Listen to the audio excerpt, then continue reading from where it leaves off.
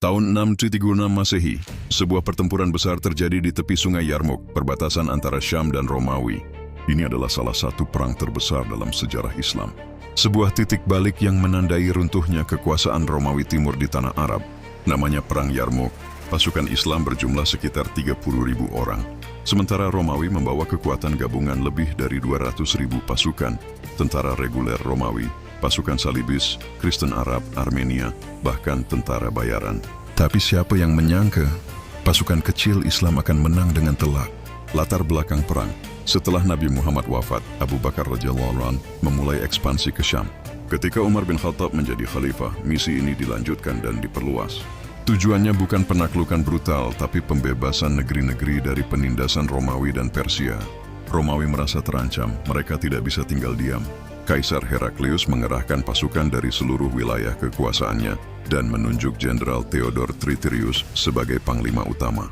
Di sisi Islam, Khalid bin Walid mengambil alih komando utama, menggantikan Abu Ubaidah radhiyallahu anhu. Bukan karena Abu Ubaidah tidak mampu, tapi karena Khalid punya keunggulan dalam taktik perang cepat dan menghancurkan.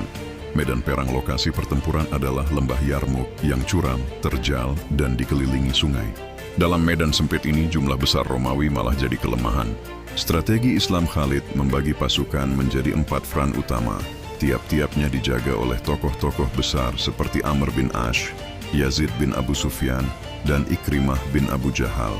Barisan depan Islam adalah para mujahid veteran Badar, Uhud, dan Tabuk. Malam sebelum perang, Khalid menyemangati pasukannya dengan kalimat, "Hari ini adalah hari besar. Disinilah Allah akan melihat siapa yang layak baginya." Hari pertempuran perang berlangsung selama 6 hari berturut-turut. Hari pertama hingga ketiga, Romawi terus menekan.